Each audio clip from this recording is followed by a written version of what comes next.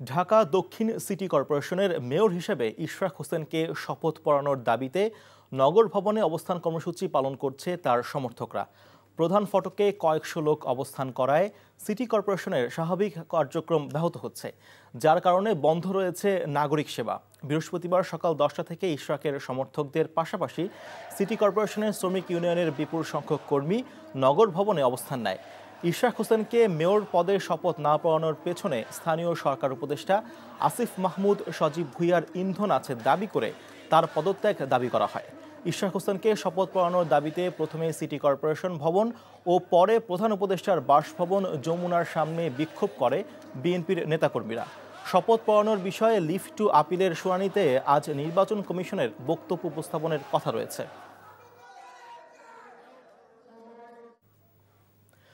নগর ভবনে আছেন staff correspondent Najibur Rahman, যাচ্ছি তার কাছে। নাজিবুর, নগর ভবনের এই মুহূর্তের পরিস্থিতি সম্পর্কে আমাদেরকে জানাবেন।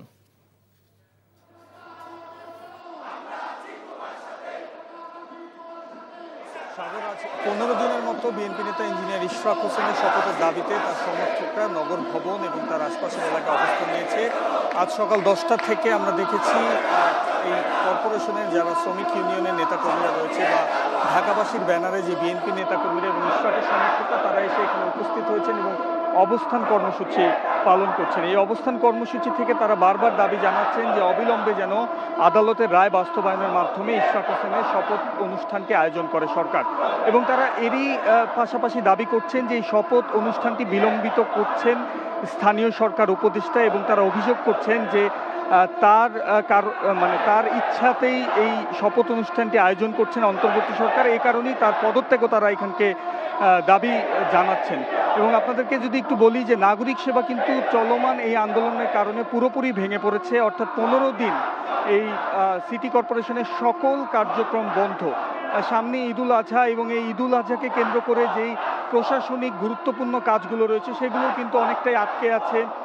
যেমন বলা যায় কোরবানির হাট, বর্জ্য ব্যবস্থাপনা থেকে শুরু করে ঈদগাহের জামাত সব কিছুই কিন্তু আটকে আছে এই চলমান আন্দোলনের কারণে। এবং কিছুক্ষণের মধ্যে হয়তো ইঞ্জিনিয়ার ইশরাক হোসেন এই আন্দোলনের সংহতি জানাতে এখানে উপস্থিত হওয়ার কথা রয়েছেন। বৈরী আবহাওয়ার কারণে তার সকাল থেকে এখানে উপস্থিত হওয়ার কথা ছিল, সেটি কিছুটা বিলম্বিত হচ্ছে।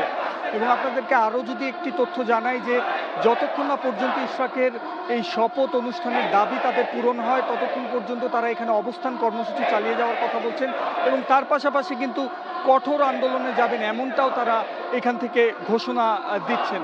অর্থাৎ সব মিলিয়ে আন্দোলন চলমান রয়েছে, বিকেল পর্যন্ত আন্দোলন চলার কথা রয়েছে। তো এখন পর্যন্ত এই ছিল আমার কাছে সর্বশেষ। স্বাগত। জানছিলাম নগর ভবনে অবস্থান কর্মসূচির খবর।